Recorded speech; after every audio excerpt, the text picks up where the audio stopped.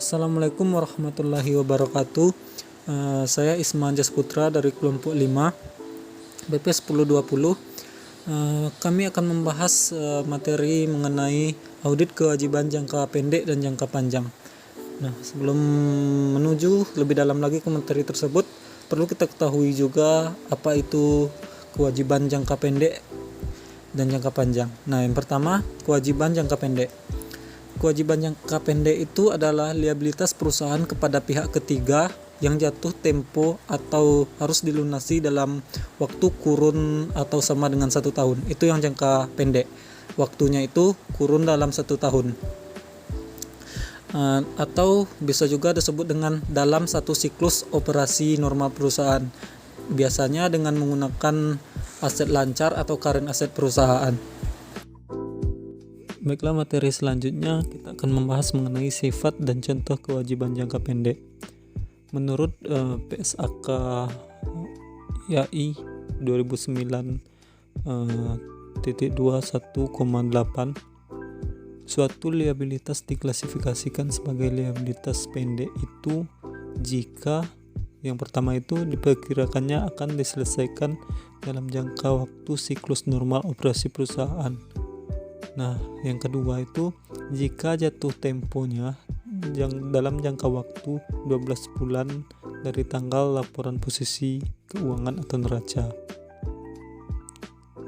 Di mana contoh dari liabilitas jangka pendek itu yang pertama itu utang usaha, yaitu utang yang timbul dari aktivitas operasional perusahaan seperti pembelian barang dagang secara kredit. Nah, yang kedua itu ada pinjaman dari bank, di mana pinjaman dari bank ini merupakan pinjaman jangka pendek tidak lebih dari 1 tahun. Yang ketiga itu bagian kredit jangka panjang yang jatuh tempo kurang atau sama dengan 1 tahun. Yang keempat ada utang pajak. Yang kelima itu ada biaya yang masih harus dibayar atau accrued expense, biaya yang masih harus kita bayar, merupakan salah satu utang jangka panjang juga. Itu ada yang keenam ada voucher payable. Yang ketujuh ada utang dividen atau dividen payable. Yang kedelapan itu ada pendapatan diterima di muka, itu merupakan utang jangka pendek juga bagi perusahaan. Yang kesembilan itu ada uang muka penjualan. Yang kesepuluh ada uang utang pemegang saham. Yang kesebelas utang bunga. Ya, yang ke-12 ada utang leasing. Baiklah, saya Mutiara Fani dari BP 1013 akan menjelaskan tujuan pemeriksaan kewajiban jangka pendek. Yang pertama yaitu apakah terdapat internal kontrol yang baik atas liabilitas jangka pendek. Jika internal kontrol atas liabilitas jangka pendek disimpulkan oleh auditor cukup baik, maka ruang lingkup pemeriksaan dapat dipersempit. Sebaiknya jika disimpulkan lemah, maka ruang lingkup pemeriksaan harus diperluas. Salah satu ciri-ciri internal kontrol yang baik yaitu adanya pemisahan tugas antara bagian pembelian, bagian penerimaan barang, bagian gudang, bagian akuntansi, dan bagian keuangan. Yang kedua, memeriksa apakah liabilitas jangka pendek yang tercantum di laporan posisi keuangan yang didukung oleh bukti-bukti yang lengkap dan berasal dari transaksi yang betul-betul terjadi. Jika liabilitas jangka pendek merupakan utang usaha yang berasal dari pembelian secara kredit, maka utang tersebut harus didukung oleh bukti-bukti yang lengkap dengan pembelian tersebut dan harus diotorisasi oleh pejabat perusahaan yang berwenang, misalnya manajer pembelian dan manajer akuntansi keuangan. Yang ketiga, memeriksa apakah semua liabilitas jangka pendek perusahaan sudah tercatat pada tanggal laporan posisi keuangan. Dalam hal ini, auditor harus meyakinkan diri bahwa tidak ada unrecord. Untuk itu, auditor harus memeriksa semua perjanjian yang dibuat perusahaan dengan pihak ketiga. Yang keempat, memeriksa apakah penyajian liabilitas jangka pendek di dalam neraca dan catatan atas laporan keuangan sesuai dengan standar akuntansi keuangan di Indonesia, yaitu ETAP, PSAK, dan IFRS. Misalnya, jika perusahaan mempunyai kredit jangka pendek dari bank atau mempunyai leasing, jika dalam catatan atas laporan keuangan harus diungkapkan antara lain karena kredit jangka waktu, kredit tingkat bunga, jaminan kredit, pengembalian kredit, pembayaran nilai tunai aset dalam rangka sewa guna, jenis leasing, dan jangka waktu leasing. Yang kelima, memeriksa kewajiban leasing atau sewa. Jika ada, dicatat sesuai dengan standar akuntansi sewa PSAK nomor 30 revisi tahun 2007 tentang sewa. Yang keenam, memeriksa apakah biaya bunga dan bunga yang terutang dari liabilitas jangka pendek setelah dicatat per tanggal laporan posisi keuangan. Dalam hal ini, auditor harus yakin bahwa semua bunga liabilitas jangka pendek dari utang bank, hutang pemegang saham, dan lain-lain sudah dicatat sebagai beban perusahaan. Dan jika beban tersebut belum dibayar, sudah dicatat sebagai utang bunga per tanggal laporan posisi keuangan. Yang ketujuh, memeriksa apakah biaya bunga liabilitas jangka pendek yang tercatat pada tanggal laporan posisi keuangan betul terjadi, dihitung secara akurat dan merupakan beban perusahaan, bahwa bunga yang dibebankan dalam laporan laba rugi berasal dari pinjaman jangka pendek yang digunakan perusahaan dan didukung oleh perjanjian kredit yang sah, sehingga betul-betul merupakan beban perusahaan. Yang kedelapan, memeriksa apakah semua persyaratan dalam perjanjian kredit telah diikuti oleh perusahaan, sehingga tidak terjadi bank default. Biasanya dalam perjanjian kredit, bank mencantumkan beberapa persyaratan yang harus dipatuhi nasabahnya. Antara lain, pesan tidak boleh mengganti manajer kunci dan dijaga pada tingkat tertentu, serta tidak boleh terlambat dalam membayar bunga. Jika persyaratan tersebut dilanggar oleh perusahaan, maka terjadi bank default, dan hal tersebut harus diungkapkan dalam catatan atas laporan keuangan. Yang kesembilan, memeriksa apakah accrued expense jumlahnya reasonable, dalam arti tidak terlalu besar dan tidak terlalu kecil. Untuk itu, auditor harus memeriksa dasar perhitungan accrued expense yang dibuat perusahaan, apakah masuk akal dan konsisten dengan tahun sebelumnya.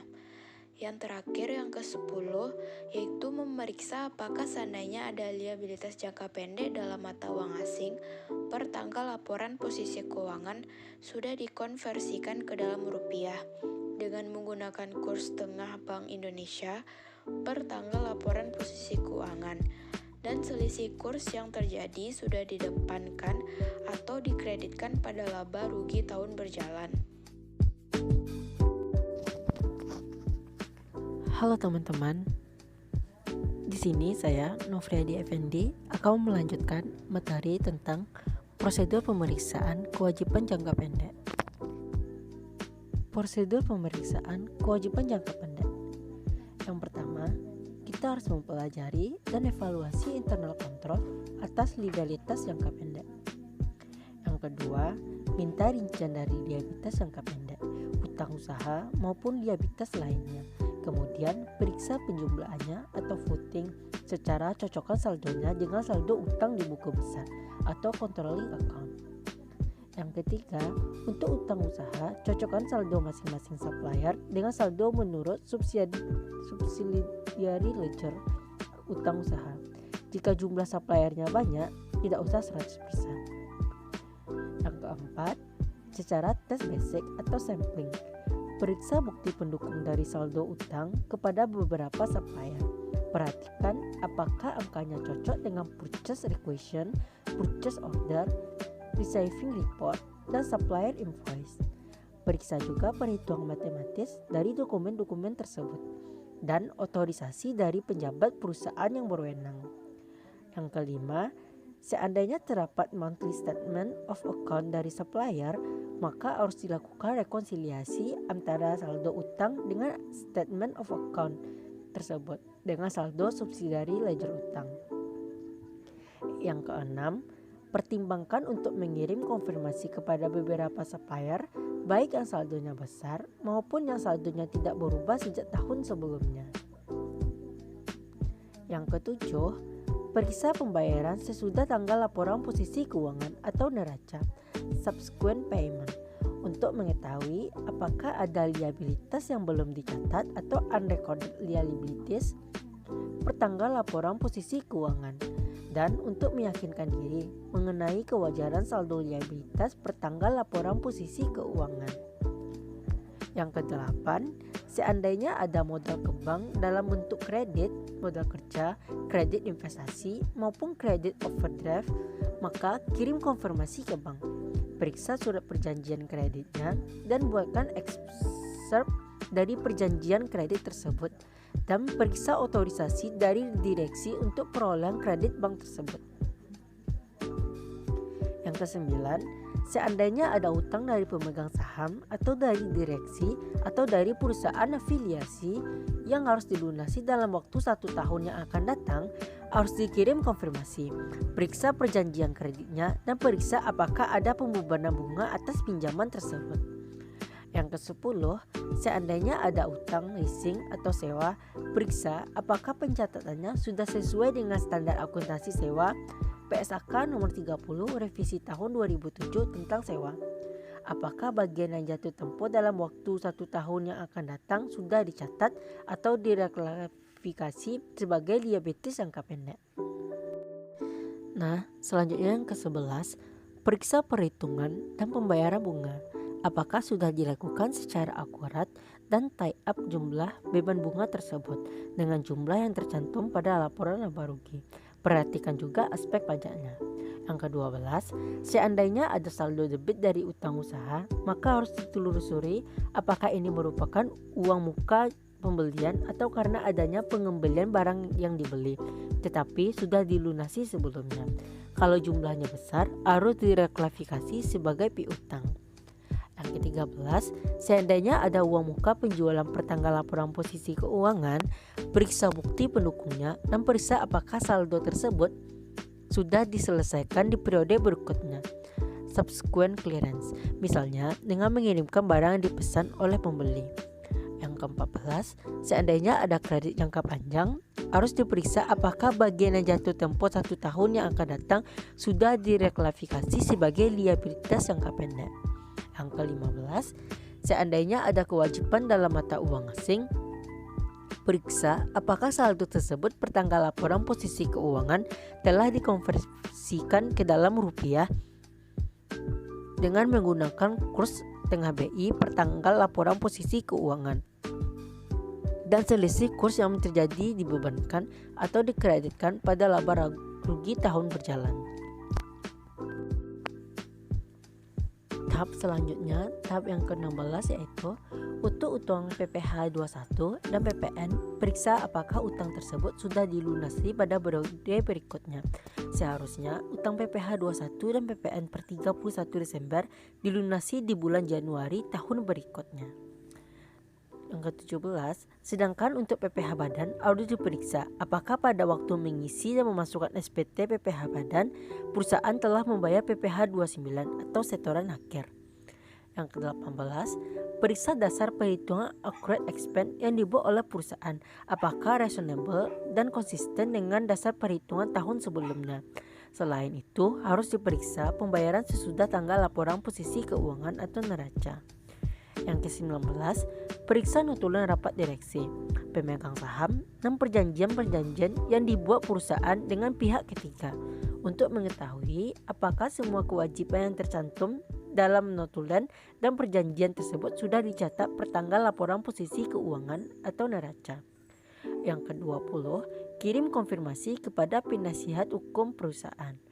Yang ke-21, periksa apakah penyajian liabilitas jangka pendek di laporan posisi keuangan neraca dan catatan atas laporan keuangan sudah sesuai dengan standar akuntansi keuangan ETAP, PSAK, atau IFRS.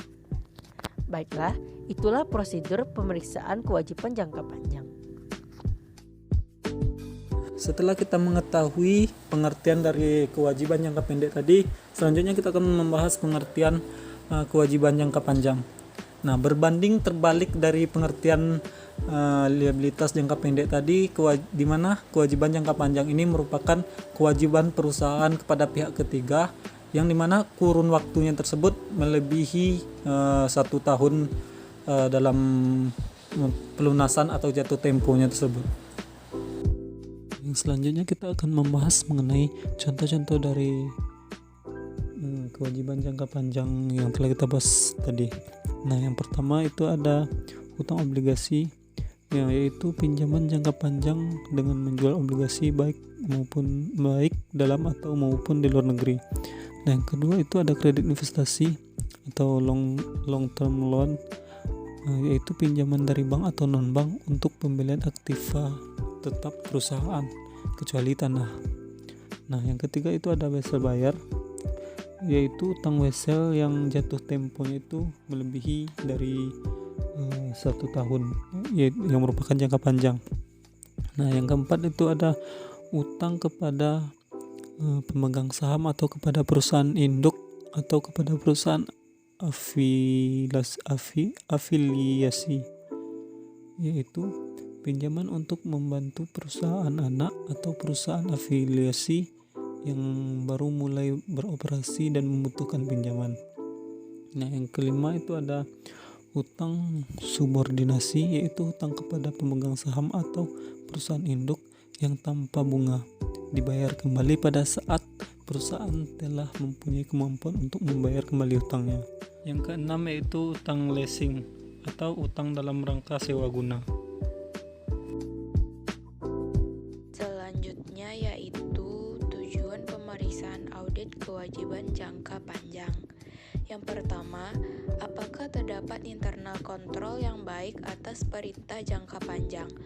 Perlu diperhatikan beberapa ciri internal kontrol yang baik atas kewajiban jangka panjang, yaitu perolehan kewajiban jangka panjang harus mendapatkan persetujuan pejabat perusahaan yang berwenang. Kewajiban jangka panjang yang harus dibayar kembali dalam mata di-cover dengan SWAP untuk mencegah kerugian yang timbul jika terjadi depresiasi nilai rupiah ataupun devaluasi. Yang kedua, menentukan apakah kewajiban jangka panjang yang menjadi kewajiban perusahaan sudah dicatat seluruhnya dalam laporan posisi keuangan dan diotorisasi oleh pejabat perusahaan yang berwenang. Maksudnya, harus yakin bahwa seluruh kewajiban jangka panjang perusahaan sudah dicatat dan dilaporkan. Selain itu, auditor harus yakin bahwa seluruh kewajiban sudah diotorisasi oleh direksi, dewan komisaris, atau rapat pemegang saham. Yang ketiga, menentukan apakah kewajiban jangka panjang yang tercantum di laporan posisi keuangan betul-betul merupakan kewajiban perusahaan. Maksudnya yaitu, auditor harus yakin bahwa kewajiban jangka panjang yang diperoleh perusahaan dari pihak ketiga dan dilaporkan di laporan posisi keuangan perusahaan betul-betul digunakan untuk kepentingan membiayai kegiatan operasi perusahaan, bukan digunakan oleh pihak-pihak lain. Keempat, menentukan apakah bagian dari liabilitas jangka panjang yang jatuh tempo dalam atau tahun yang akan datang sudah direklasifikasi sebagai liabilitas lancar. Auditor harus yakin bahwa tidak ada kesenjangan dari klien untuk tidak mereklasifikasi dengan tujuan agar current ratio perusahaan menjadi lebih baik. Reklasifikasi harus dilakukan terhadap bagian dari kredit investasi, utang leasing, maupun utang obligasi yang jatuh tempo dalam 1 tahun yang akan datang. Kelima, untuk menentukan apakah kewajiban jangka panjang yang berasal dari legal claim atau aset yang dijaminkan sudah diidentifikasi. Maksudnya, auditor harus yakin bahwa bila ada kewajiban yang berasal dari tuntunan hukum yang sudah pasti, kewajiban tersebut sudah dicatat oleh perusahaan dan dilaporkan di laporan posisi keuangan. Selain itu, jika ada aset perusahaan yang dijadikan jaminan atas kewajiban, maka kewajiban tersebut sudah dicatat dan dilaporkan di laporan posisi keuangan oleh perusahaan. Yang keenam, menentukan apakah biaya bunga dan bunga terutang dari kewajiban jangka panjang serta amortisasi dari premium atau diskon obligasi telah dicatat per tanggal laporan posisi keuangan dengan jumlah yang akurat. Kadang-kadang klien lupa untuk mencatat biaya bunga yang terutang atau tidak mengecek lagi perhitungan pembebanan amortisasi dan premium atau diskon obligasi. Oleh karena itu, auditor harus mengecek perhitungannya. Yang ketujuh, menentukan apakah biaya bunga kewajiban jangka panjang yang tercatat pada tanggal laporan posisi keuangan betul-betul telah terjadi dan dihitung secara akurat dan merupakan beban perusahaan juga. Maksudnya yaitu, auditor harus yakin bahwa biaya bunga yang tercantum di laporan posisi laba rugi betul-betul merupakan beban perusahaan, bukan beban perusahaan lain yang disajikan beban perusahaan untuk tujuan tertentu. Selain itu, auditor harus yakin bahwa perhitungan pembebanan bunga terhindar dari kesalahan hitung. Selanjutnya yang kedelapan yaitu menentukan apakah semua persyaratan dalam perjanjian kredit telah diikuti oleh perusahaan sehingga tidak terjadi bank default. Bank default maksudnya pelanggaran terhadap kriteria-kriteria yang tercantum dalam perjanjian kredit. Jika terjadi bank default, maka hal tersebut harus diungkapkan dalam catatan laporan keuangan. Selanjutnya, menentukan apakah kewajiban jangka panjang dalam valuta asing per tanggal laporan posisi keuangan sudah dikonversikan ke dalam rupiah dengan menggunakan kurs tengah Bank Indonesia per tanggal laporan posisi keuangan, dan selisih kurs yang terjadi juga sudah dibebankan atau dikreditkan pada laporan laba rugi tahun berjalan. Yang terakhir, menentukan kewajiban jangka panjang berikut diskon, premium, dan bunga yang timbul sudah dicatat dengan akurat dan diklasifikasikan serta diungkapkan dalam laporan posisi keuangan, termasuk catatan atas laporan keuangan sesuai dengan SAK, ETAP, PSAK, atau IFRS. Maksudnya, auditor harus yakin bahwa hal-hal yang penting mengenai kewajiban jangka panjang dan perkiraan laba rugi yang berkaitan sudah dijelaskan dengan cukup dalam catatan atas laporan keuangan. Selain itu, auditor harus yakin bahwa kewajiban jangka panjang disajikan sesuai dengan SAK ETAP atau PSAK atau IFRS. Selanjutnya, kita masuk ke materi prosedur pemeriksaan kewajiban jangka panjang. Adapun prosedur pemeriksaan kewajiban jangka panjang, yang pertama, pelajari dan evaluasi internal kontrol atas liabilitas jangka panjang. Yang kedua, dapatkan dan periksa ringkasan perubahan liabilitas jangka panjang tersebut, seperti diskon, premium, dan bunga selama periode yang diperiksa.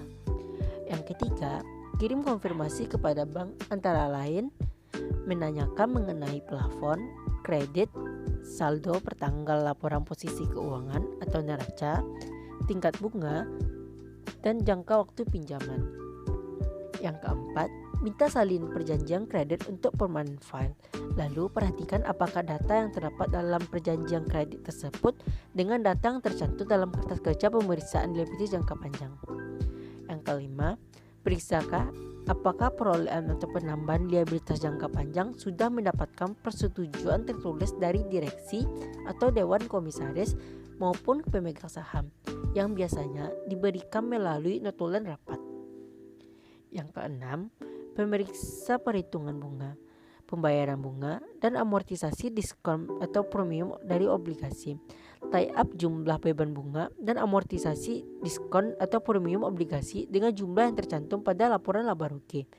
Diskon atau premium yang belum diamortisasi harus dilaporkan sebagai pengurangan atau penambah dari nilai nominal obligasi. Nah, selanjutnya prosedur yang ketujuh, yaitu periksa apakah ada liabilitas jangka panjang atau wesel bayar yang diperpanjang setelah tanggal posisi keuangan. Untuk mengetahui harus tetap disajikan sebagai liabilitas jangka panjang atau sebagai utang lancar.